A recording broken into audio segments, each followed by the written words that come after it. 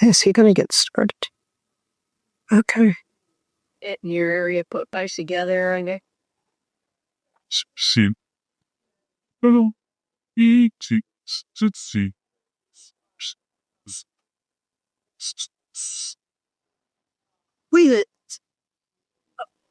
We're not about that day. Last day. The duck cards are still coming in. My little fan club is still here. This is showing it's not work. Oh. Thanos. Or not. We're there. He's still from our drive when he brought and go way up. So. Your headset is working? Yes. That's all that matters. Go into 3 4 or 5. What is it? What? Well, good afternoon, everyone. Happy early Sabbath to you today. This week, for me, I know has flown right by. Can't believe it's Friday here already. But it's been fun. Been all run. Takes me a little longer to get from point A to point B these days, but it's been really good to be here this week and met a lot of new people and had some great discussions. And this has been a good learning experience for all of us, hasn't it?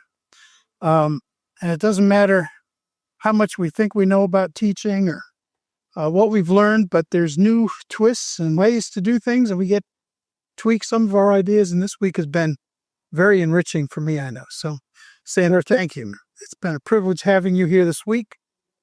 I think you all know she's come up from Florida, and so a long ways from home. Yeah. And we sure wish you and Eric safe journeys as you continue on your travels moving forward. But Sandra, of course, has had her fingers in a lot of aspects of education. Most recently, her passion, of course, with the 3ABN curriculum, 3 Angels curriculum. There is a difference. Right, it's confusing. Close enough. But I know we have a lot of our teachers using that in the Carolina Conference, and they really appreciate that. So I know it was a work of love from your part. A lot of hours, many weeks, months, and years that went into developing that curriculum. And we are blessed to have that for years to come. So thank you for that. As well as giving us, in many circles of education, inspiration to continue to do what we do, encouragement, and then modeling as well. Had some modeling this week, so that's been good. So, Sandra, we give you the time we get today, and we're going to ask the Lord's blessing. I have just a small thank you for you. No, thank you. And Eric as well here. Leave that here for you. And just know that we'll be praying for you. Thank you. As you continue, you're on the road a lot, traveling a lot. We just pray for your safety. Father in heaven, it's a privilege to be here today, to be participants in this seminar in the afternoon that we've been able to each day kind of grow in our learning, in our experience. And Father, we pray that we'll be able to take many of these things that we've heard and learned this week, put them to use for your honor and glory. We ask a blessing today on Eric and Sandra as they continue to minister and travel. Keep them safe, watch over them. We want to continue to lift up Mark Finley in his recovery. We are so thankful for the elements of his wisdom that also went into that curriculum as well. Father, just bless us today with your presence. Pour out a special blessing on Sandra today as she closes up her meetings with us. In Jesus' name we pray. Amen. Amen. Thank you. Thank you very much. I love being here. I love this camp meeting, the people, and I always enjoy coming. I'm going to put this so I don't forget it. And I do have still a couple of books at the ABC. I think I took packed some of them in the car because we're leaving right after this, but there's a few left over there. Finally Free is the story of my dad's life. He doesn't really know where he came from. His earliest memory was being in a train from Georgia, traveling up to New York City all on his own, where he was supposed to meet his mother. So that book is over there. And then the other one is Updraft. Updraft is a thin little book, and I was asked to write the story of the three angels' messages as sort of like a parable with real life characters. And it's kind of a quirky little book. It's actually, would think you could get some humor in there, but I'll give you a little taste of it. And it's just a little $5.99 thin book, but it starts out on a boat, and there is a guy that's trying to make a decision, and he's kind of upset with his life, and he's writing on this piece of paper, and a gust of wind blows this piece of paper away. And throughout the story, different people are finding this piece of paper, and eventually their lives all come together when there's a series of meetings outdoors. When you least expect it, these characters begin to meet each other. So anyway, that's over there. It's called Updraft. I had a lot of fun writing it. But thank you. I think we may have a few new people here, so we're very happy you're here for the last day. And I thought today, since we have been talking about content, concept, and connect, that how do you create a really good, interesting story if you're a speaker that will engage your audience? A speaker, a teacher, a Sabbath school teacher. You know, a lot of times people can get a story online or something like that, but how do you even pick a story from your own life that is going to liven up your presentation? So that's what we're going to talk about today. The first thing I'm going to tell you about actually was a story I heard in a sermon that I'll never forget. The rest of them are all personal stories of mine that I have used, things that have happened in my life. But the best story that people are going to remember is if it ties into this. So those who are new, your content, for those who have been coming all week, your content is what? Your details, your information, what you're going to be talking about. So when you look at your content, you want to think of and what is a concept? Overarching idea. What is a test to see if it's a concept? Is it universal? In other words, can it be experienced all over the world? Something like love, grief, hate, sorrow, sadness. Everybody can relate to it. It can be generalized. You can have it at a camp meeting. I can experience it at home. And it's abstract. It's not tangible. It's not this little desk here, okay? The reason is, once you have your content, if you think of a concept, and there's not only one concept you can present it from, but when you think of that, you're going to have your audience because they have experienced that same concept. And that's how you make your connect. The best stories are tightly connected. If they're connected that tightly, they're going to click for people in a very good way. So that's what we're going to talk about. And I want to tell you about this one story. I have heard a couple of sermons that the entire sermon was one story. Yes. It has to be a tight enough connect. It has to be powerful enough.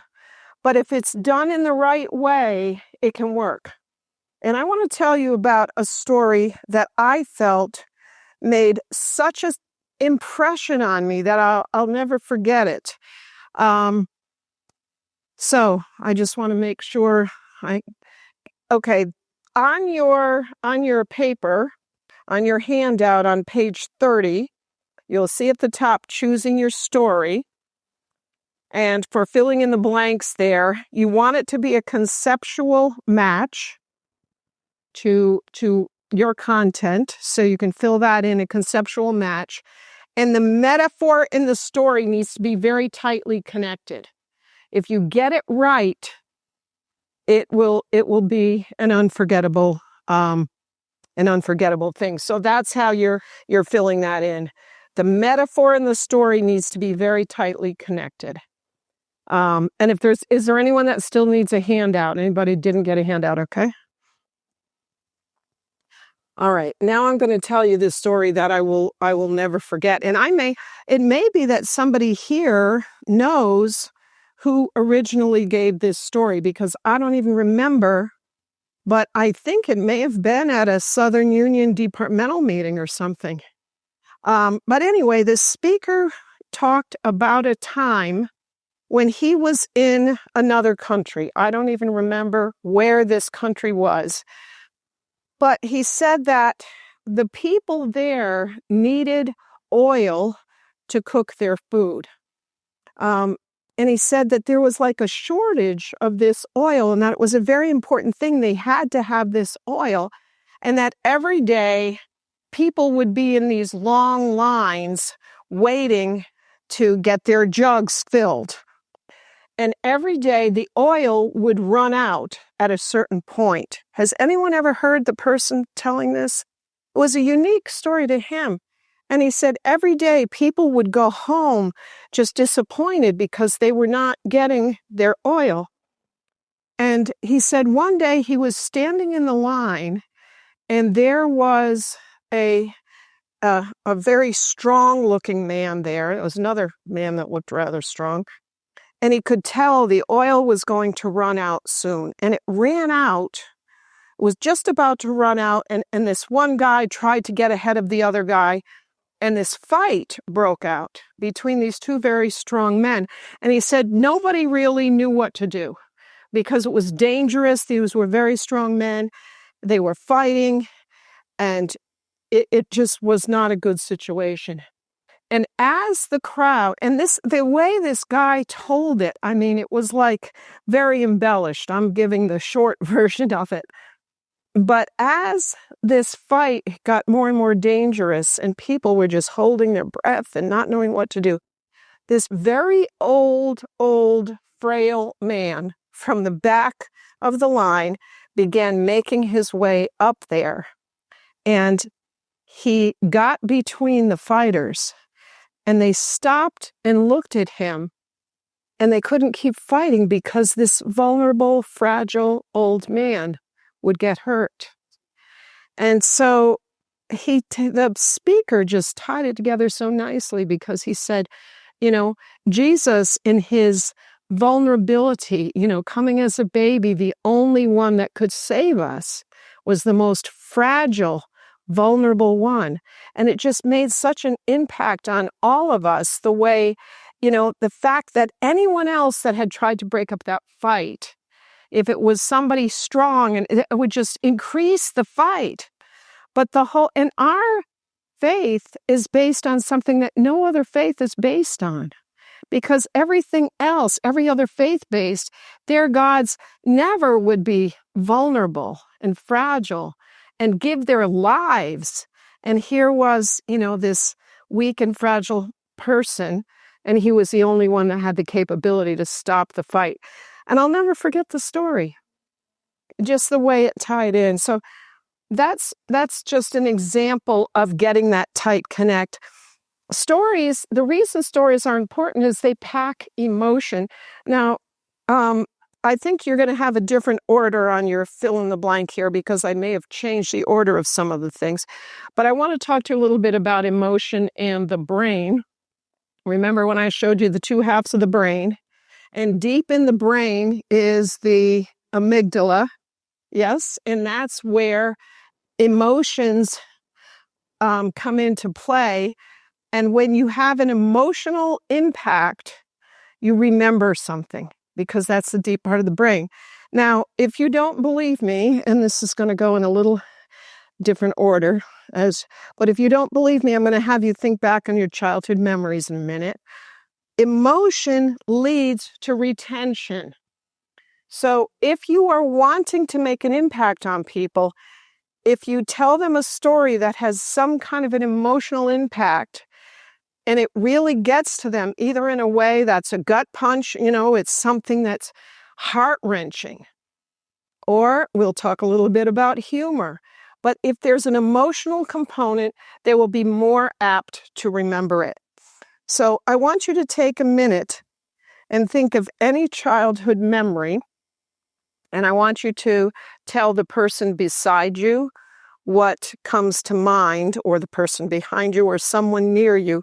Tell them one of your childhood memories. Take a minute now and do that.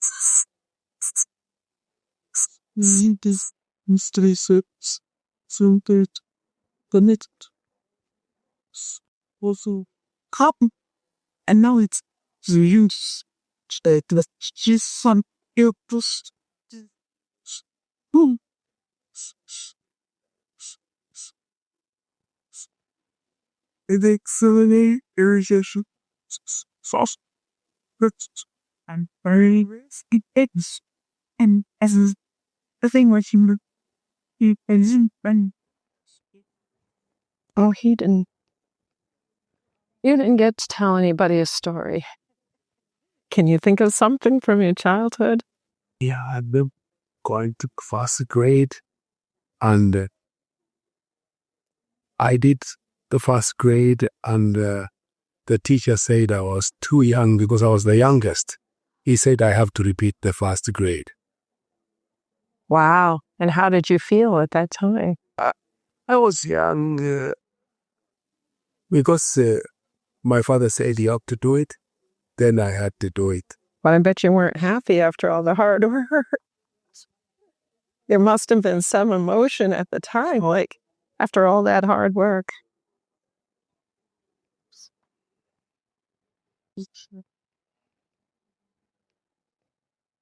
All right. I think it's quieting down a little bit. We've had most of the stories, but let's think of these stories, and did they have emotion? Now, this gentleman told me he worked hard. He went all the way through the first grade.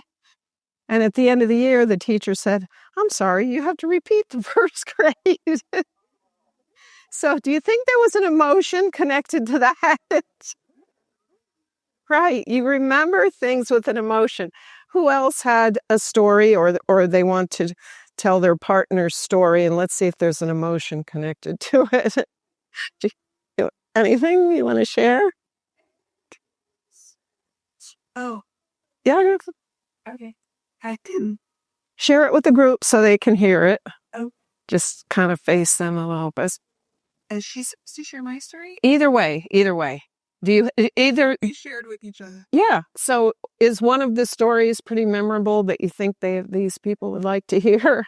If not, They need to share my story. okay. And I don't know if she's supposed to. I don't know if she's supposed to share my story. Oh, there's no supposed to. You can pick. All right. Well, I was telling her.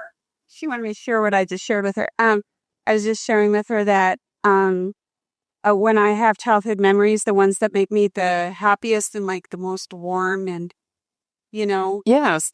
are with my grandparents. Okay. And when I was raised in Alaska, and when I was 9 or 10 years old, my parents sent me to Florida to visit I went alone, and sent me to visit my grandparents for the summer. And my grandmother was an amazing cook. She was vegan, plant-based, but she was very fun. And, she would do cartwheels in the yard. And she used to be a baton tour. What a grandmother. So Cartwheeling and baton. yeah, she used to teach me how to do that.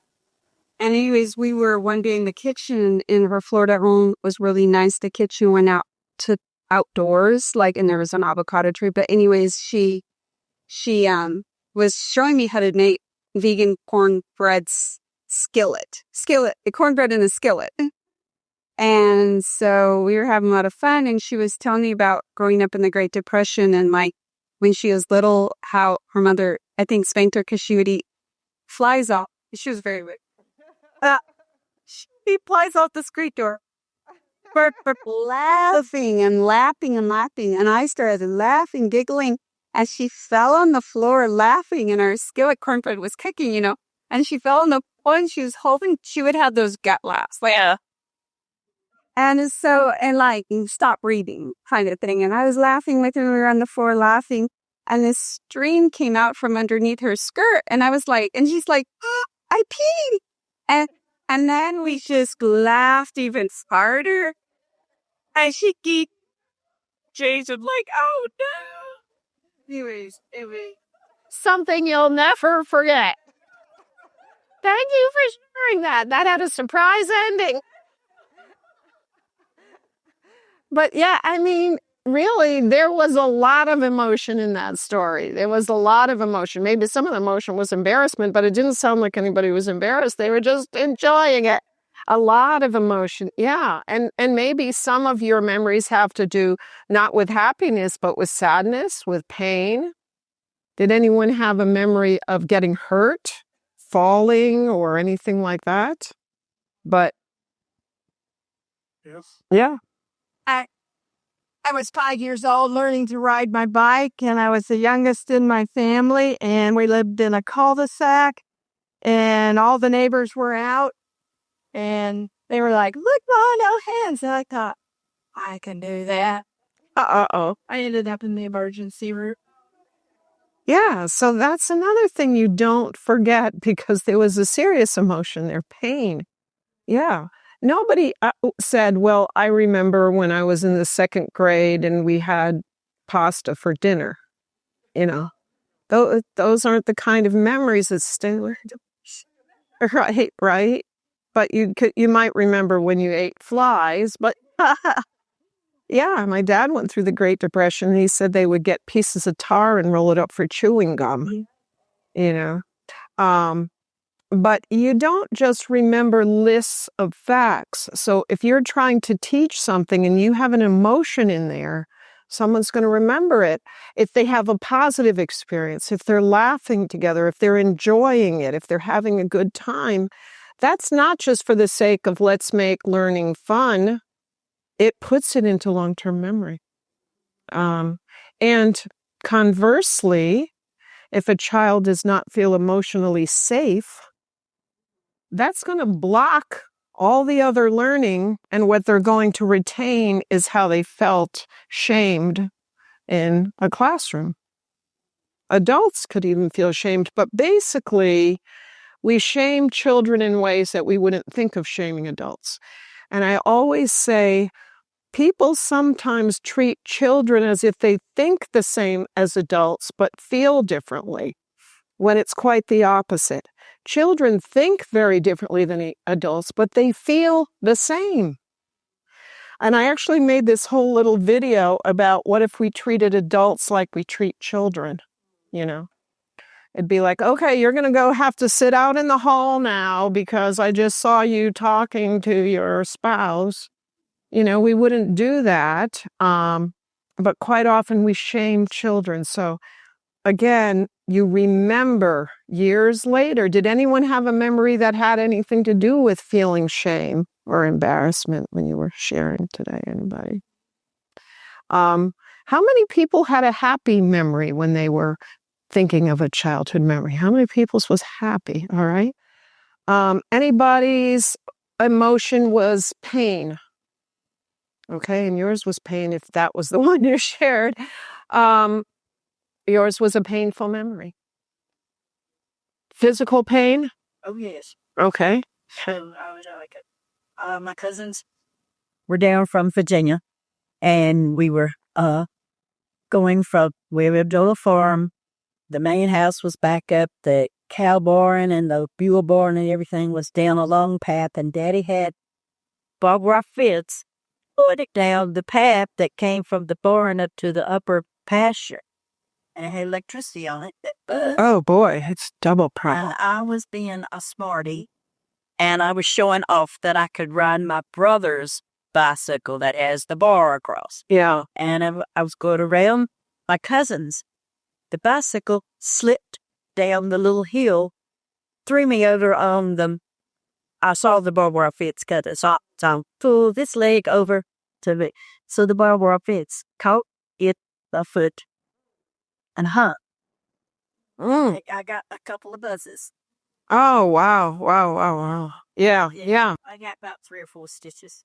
Yeah, wow. That Wow. was painful. And then at the doctor's office, Mm. the doctor was fussing at the nurse. The first stitch and a half did not hurt because he was fussing at the nurse. Then he told her, well, she should have done so-and-so and just hush. Well, the next half of the stitch hurt very bad. Oh, he told her to go a little deeper in there or something.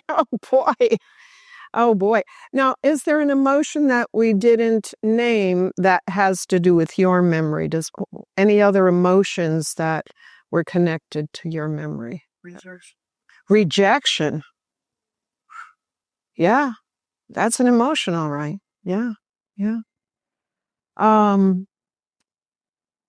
Did anyone remember something and you can't figure out any emotion connected to it? Someone did? Yeah? You want to share it? Okay, not at this time. Okay. But generally, there's some kind of an emotion connected to it. So, Sometimes childhood abuse oh yeah, childhood abuse. with a pastor from the church. Mm. And so you just don't feel anything. Yes. Actually, emotion, you try not to remember it. Yes. So you just wipe the slate clean. Yes. Someone just told me that last week. He said, I remember the day because in church school, he was being teased and bullied. And he said, I remember the day that I said to myself, I'm wiping the slate clean. I'm stuffing this thing back. I'm going to forget it ever happened. Yeah. So sometimes there's that. I mean, that's deep trauma. And that's a whole other workshop, right? It doesn't happen. It will come up. It will come right. Oh, yeah. It will grow some other way. That's right. But it will surface. That's right. That's why the person was telling me. Yeah. So anyway, stories pack emotion and they can be very powerful if you are a presenter. Now, I'm going to tell you about an experience I had that, well, I won't make the application until the end. But when I was a child, and probably to this day, sometimes I don't have a lot of common sense. My sisters and others have described me as a cross between Lucille Ball and Albert Einstein. So that's just strange. That's just kind of who I have sometimes. That fits, he says, and a man has only been in my work. Well, no, you came last time. Albert Einstein is like that. Okay. Okay. He lost his ticket on the train, and he's looking all over the report, and the conductor says, no, Dr. Einstein, we know who you are. You don't have the money. He said, no, I got to find the ticket. I don't know where I'm going. Oh, so there you go. Yeah. Well, so unfortunately, this is not a funny story, but anyway, I don't always put all the pieces together. So my sisters were always all of us, our mom taught us how to sew. And to this day, I have two sisters, a younger sister and an older sister. They love sewing. They love following directions. They make quilts. They make beautiful quilts for people. But I do watercolor because it's looser. I don't have to follow directions. I just, prefer that. So anyway, I remember that we would sew, and then my mother would have us get out the iron, and we would have to make a seam or something and sew it flat. Well, I was sewing one day, and when I tried to iron something, it just wasn't working right, and the cloth was bubbling up and everything. And I guess I had turned the iron too hot. So when I went into the other room to my mom, so I said, "Mom, something is wrong with the iron. It's not working right. It's bubbling up on the cloth." And my mother said, "There is another iron in the closet in the hall. Bring me the iron." All that registered in my head was, "Bring me the iron." So I went and got that hot, sputtering iron. Oh, dear. And I went to my mother and handed her the iron. And she took it with both of her hands, which instantly bubbled up, just instantly. And tears instantly came to her eyes. And I, in that split second, because you have to understand my mother was the sweetest person to ever walk God's green earth. She would not hurt anyone. Anyone that met her, to know her was to love her, because she was the most genteel, self-effacing woman. So here I am for that split second, feeling like the worst person on earth for doing that. I just had this wrenching feeling. And my mother was trying to speak, but she was in so much pain she couldn't speak. And when she spoke, she said, "It's okay. I know it wasn't. You didn't mean to do that." So I use that, and I have written that up in a book that I wrote called Gathering, that will forever be connected with my understanding of Christ. Amen. That whole self-effacing, "I know that you didn't mean to do that." And she kept saying, "It's okay. It's okay." Yeah. So you see how that story, you can stretch it out. You can pause. All of you were kind of coming along with me. You knew what might be coming. All of that is part of putting in that emotion and giving it the time. And it's something that you'll recall. But yeah, so, and again, the content, the concept, the connect, that whole concept of Christ forgiving, of Christ being generous, of his generosity, of his love, of his grace, it's all encapsulated in that one story. I don't know. Sometimes you think of your story first, and then maybe you have a good story. And then you think, wow, I don't know if to go so far as how can I build a whole sermon around this story, but maybe there's something in your life that was interesting. I'm going to give you a minute. I'm going to kind of mix you up now.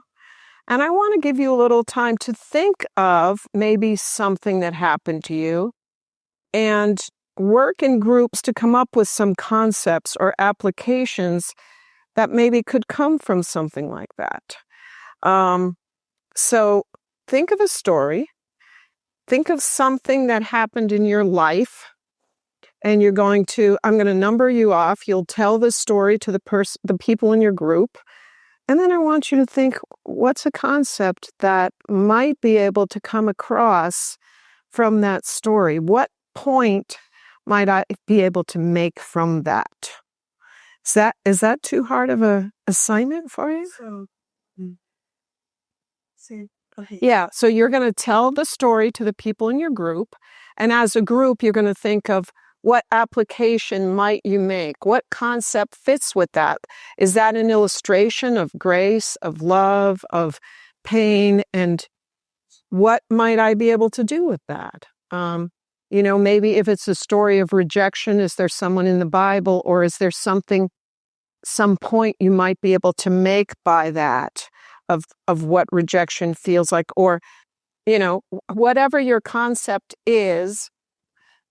And we're going to do backwards, because normally you would think of your content. I'm teaching World War II. I want to teach it through the lens of marginalization, and this is my connect. But we're going to do it backwards this time. We're going to think of our connect first. We're going to come up with the story. We're going to pull the concept out of it and see if we can tie it into some content. Okay? So let me see how many people are in there. You two. Okay. 1, 2, 3, 4, 5, 6, 7, 8, 9, 10, 11, 12, 13, 14, 15, 16, 17, 18, 19, 20. All right. So if there's 20 people, say there's 21 people, we want 3 in a group, we count out to 7. Correct? No, it took me the whole week to get that straight. Okay. 1, remember your number. 1, 2, 3, 4, 5, 6, 7.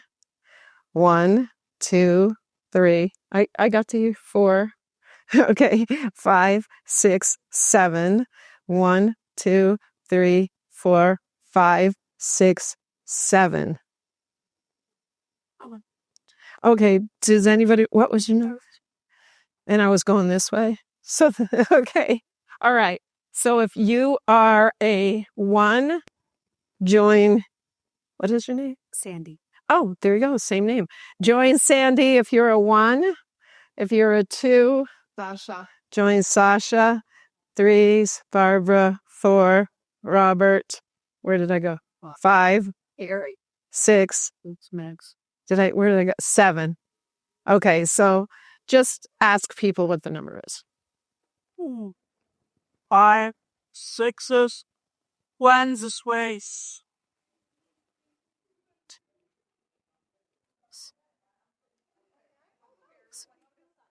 Oh, there you go. That's a good idea. See, I saw it start. I did.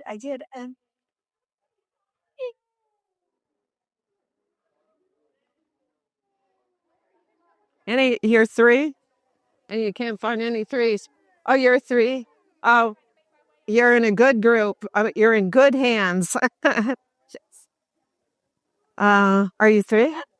Yes. There you go. There's your partners.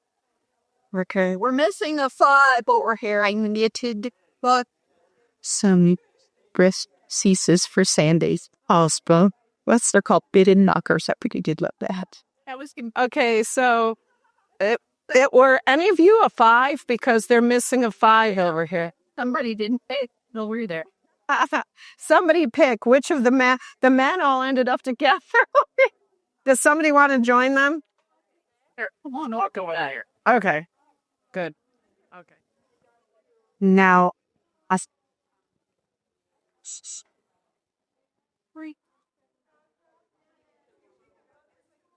Yeah. Oh, yeah. Yeah, not the same one. No. Yeah. Daniel.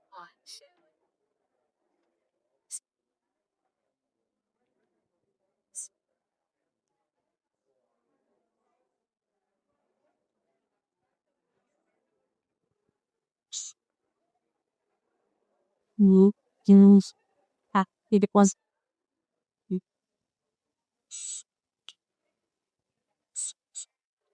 Skis. Person tells stories. 1%. One person tells a story. Is there rebuild that or just?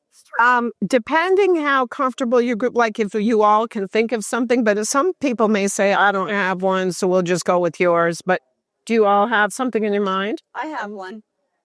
You do? So then go with those 2. Yeah. See, now since you're newer, you weren't here when I did content, concept, and connect.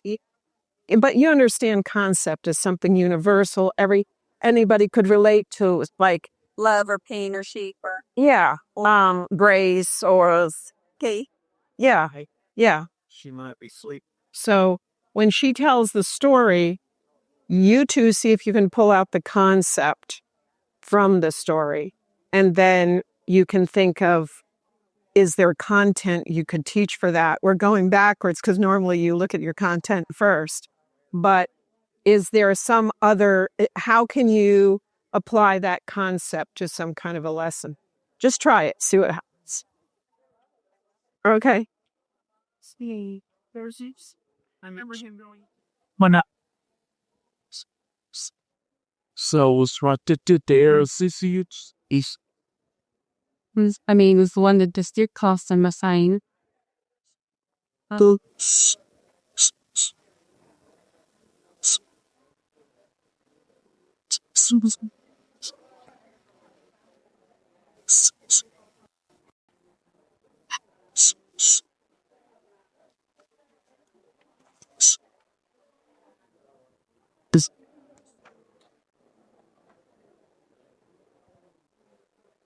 the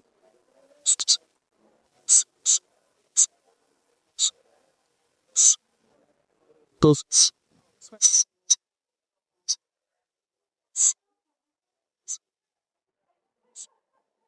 There, that I usually say to assist that the, and anyway,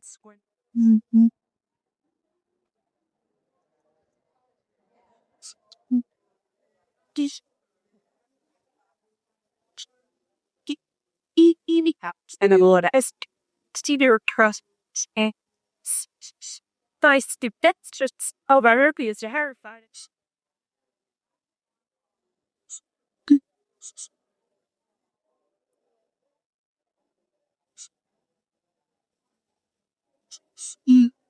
It's funny. And can you imagine? I see statically. The boat doesn't look great. And so I saw like one of those summer and then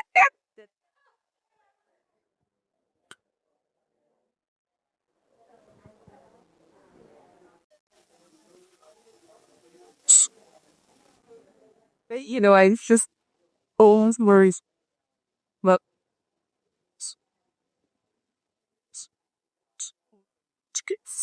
it's just minus the sun at each.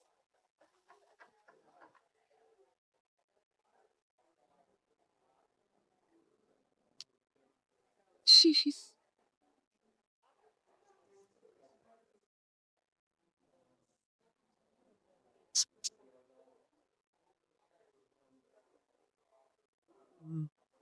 this this is to is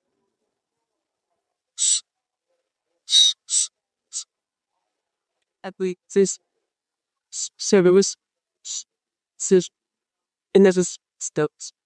Hence the original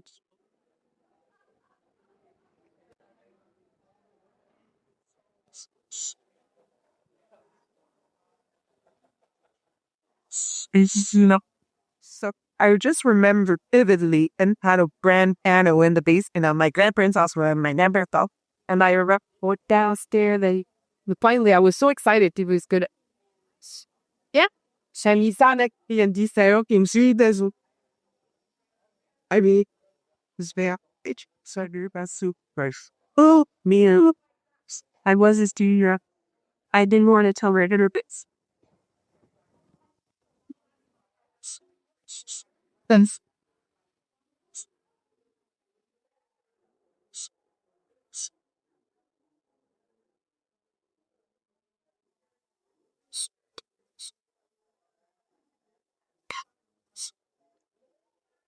see Jesus really leads to Leviticus to just shows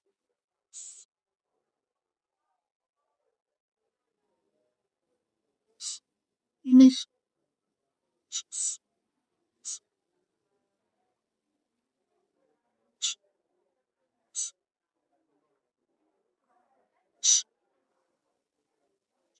got a fuck. It's Os baba get select sets shark. They're all You know, it's Athens. Still,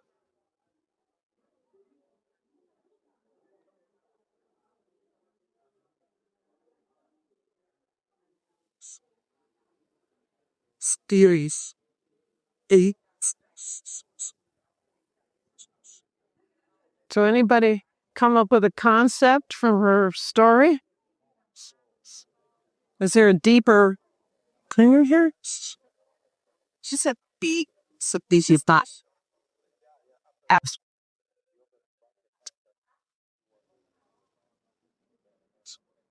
So it turned out that yeah, trouble was doing they every Yes. Yeah. So what could you use that for? What kind of an audience, and why would you tell this story? I don't know, because I didn't hear it. What content might you use that for? Or would it be appropriate to share? this is the only Yeah. Maybe trying to get that emotion and so that kids could understand that level, and then maybe give some facts on bullying after that. Did you know that 9 out of 10 kids, then go into those facts? Yeah. Faithfulness. Yeah. Could. We could. You have a story to share too? or could we connect that? Me, I was about 6 or 7. You say I came to also annual. We're in school, not a little homes embarrassed. Usually, we're playing searching an old layer is it's all it's high desert, and if my hiding spot was on the side of this hill, it sloped down, and there was a cliff at the bottom. It was all the way loose shallows. So when I went over the side, I just started sliding down. I couldn't stop myself. Oh wow! So I got the edge flip from like hang ups, flip, calling me house, and look, I'm telling me. And one of the other boys, he came down that steep cliff. He made a big side footprints. Oh wow! His steps. Nick, you got my arm. Then I had to follow his footsteps to get. Oh, wow. Back up. Wow. Wow. Wow. You could use that for a lot of things.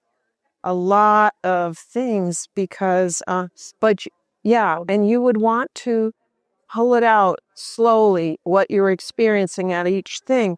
But think about it. Sometimes in life, we want to be the king of the mountain. We're starting with their concept. Awesome. Yeah. So the concept being this, there's a lot of concepts in there, but you could do it on, like the competitive spirit of wanting to be the one at the top. And sometimes we slide down into a painful situation. But there are others or make grace. You could use grace for that. That would be a better concept because they're the kids. They're all vying for the top position.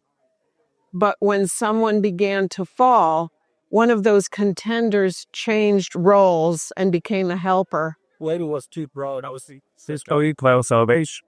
So what you done this slippery slope of sand. At first it seems innocent. It keeps getting steeper, and then you can't help yourself. Jesus has to step in, pull you out, block in his footsteps, and hurry. To get back up. Yeah, there's really a lot in there. There's a lot in there. But I was really, that's beautiful. And I was just really thinking about these people in your life when you're in this precarious situation that forget everything about themselves and trying to, be the winner. And now they're the supporter. Yeah. Yeah. So you can take the simplest story and then you want to stretch that story out, which I'm going to talk a little bit more about. And you pause and you know who's, and I'll talk about this too, one preacher that's really good at it. But do you mind if I use that as an illustration a little bit of how we can stretch out a story? Good. Did you think of anything in the meantime? Okay. Yeah, it's putting people on the spot. It's funny. How's everybody doing? You ready to come back together? Okay, yeah, let's come back together. You can go back to your seats. Had you on first I almost called you David because of David a lot. And yeah, I was supposed to story.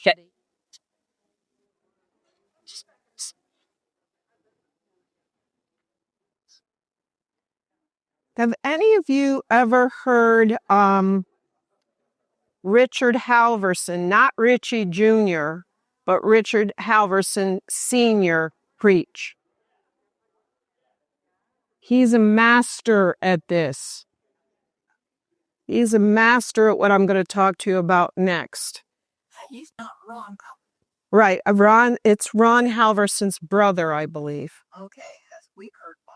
Oh, yeah, yeah. He's a master. Oh, yeah, yeah. I was the first person he ever baptized. Oh. Yes, in Connecticut. That was his first church district. But his brother Richard, I just heard him, and he is a master. You want to stretch out your story, and you want to, they say when you're writing a good story, you write about the seed, not the whole watermelon. And you want to use pauses in there for dramatic effect and describe what you were feeling and string the people along a while. So I'm going to use a story that was told in our group. Well, I don't remember your name. Adam told this story. So I'm going to give an example of how you could stretch this out. So Adam was playing King of the Mountain. So if you're telling a story, I was with my friends, we were playing King of the Mountain. I just really wanted to get to the top. It was a beautiful spring day. The breezes were there. I was in my element. I was really close. I was almost to the top. And I felt my foot slipping.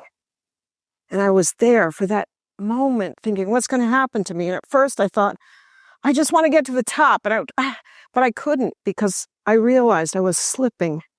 My foot just started going and my heart started to pound because there were all these crushed shells and everything at the bottom. I knew that if I couldn't get a grip, and this was not, some little hill. This was an actual mountain. I think it was, right? So you're stretching it out. And finally, I was halfway down and I couldn't get up and I couldn't get down. And I was just there thinking, what's going to happen? And I saw one of my friends very slowly starting to approach. He no longer cared if he was the winner of King of the Mountain. And he made slow steps. And he made those steps with an imprint, like he was creating steps. And he got to me. So you just kind of stretch the whole thing out. And then eventually he took me and I was able to go in those steps.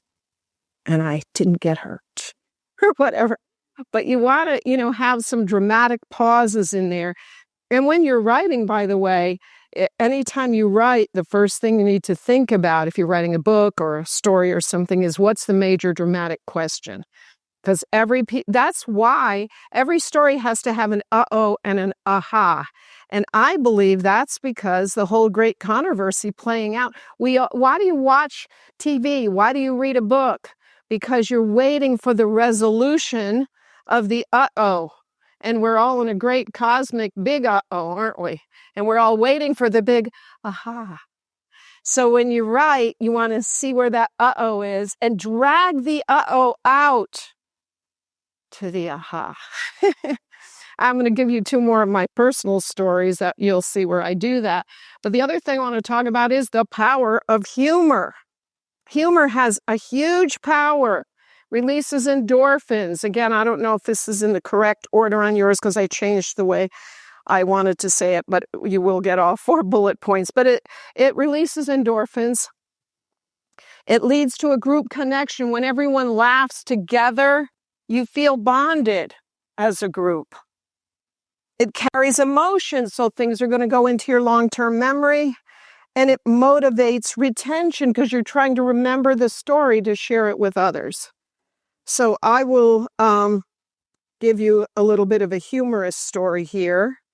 So I have 2 sons, and my oldest son, when he was born and started to get a little older, I couldn't wait for him to start doing art because I love art. So I just couldn't wait. And so when he went to pre-K, I started to notice that all of the kids were starting to draw. And I was waiting to see, did my son Eric, was he starting to draw yet? And the other kids started making big faces and circles and started to draw people. And he would just take red paint and slop it all over the whole thing. It's like, what is he going to draw?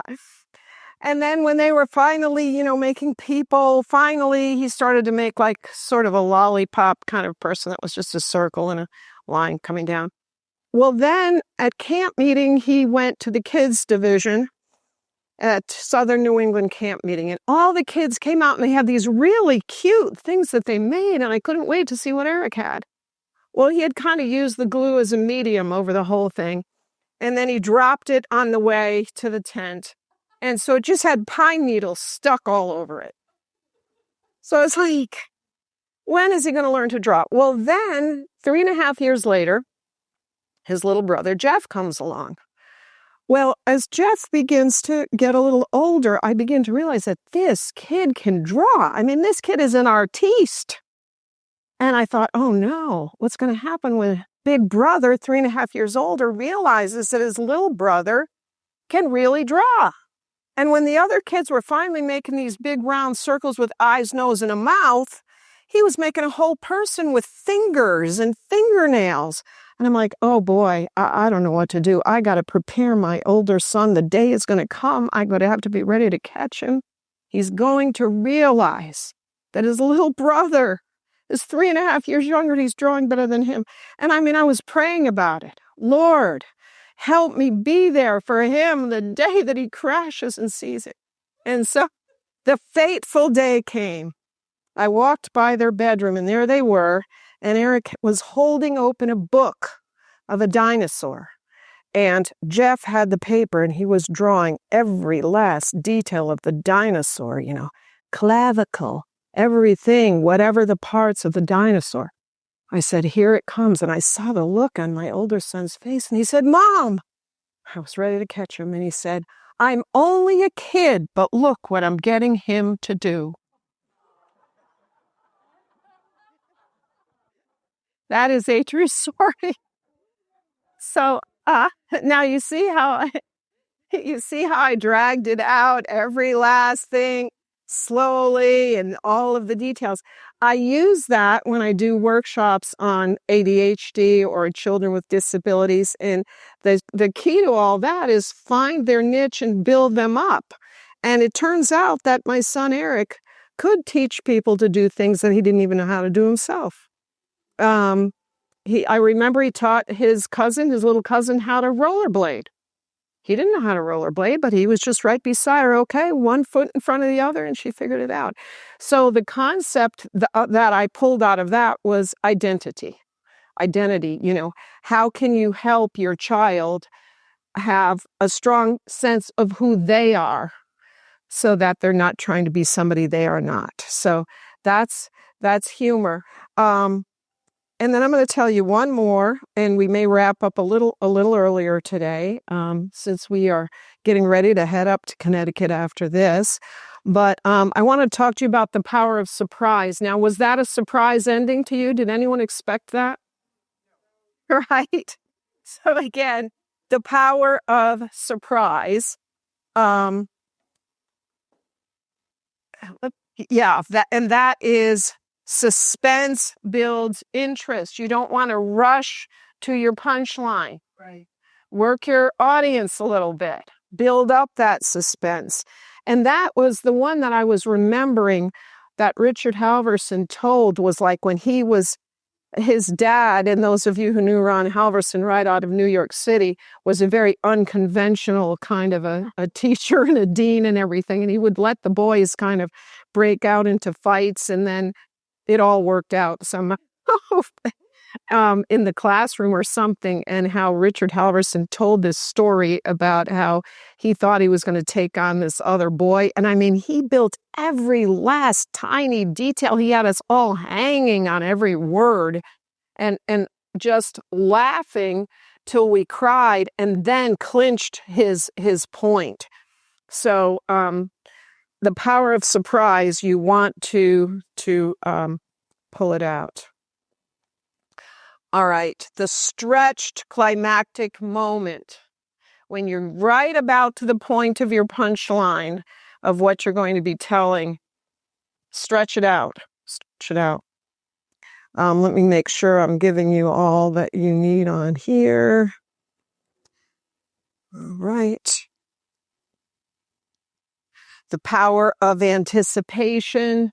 The people thinking they might be guessing what's going to happen, want to know what's going to happen. And that surprise ending again makes you want to retell it.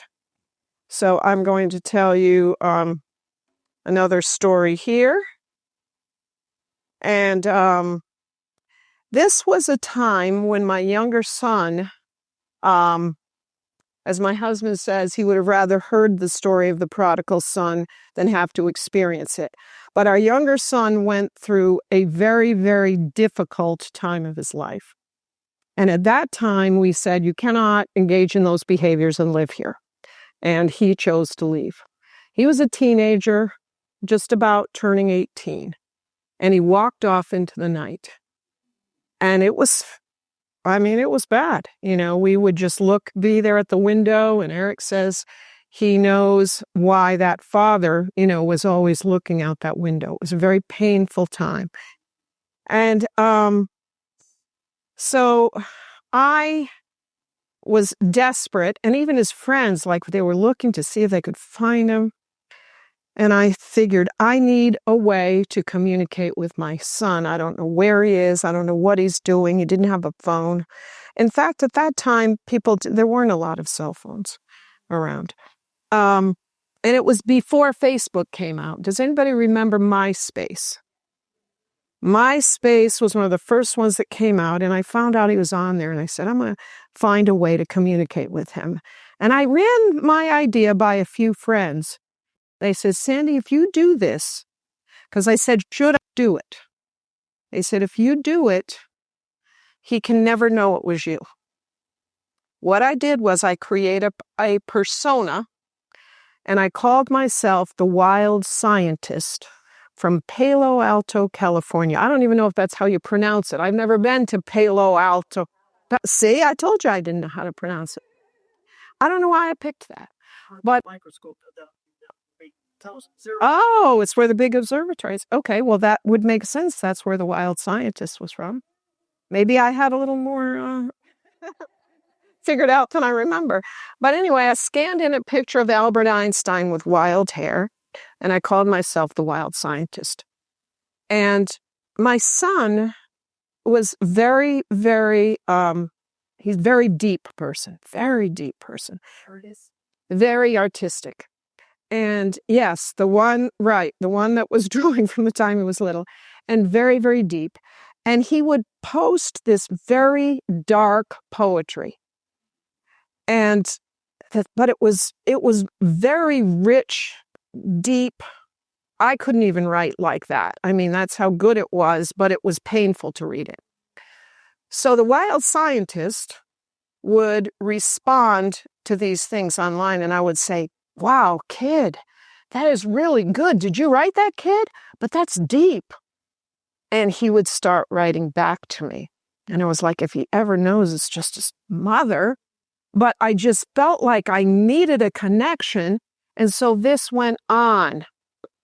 And we had this little communication. Well, you have to know, and I can talk about how handsome my son was because it's not our gene pool, so I'm not bragging because both of my kids were adopted at birth, okay?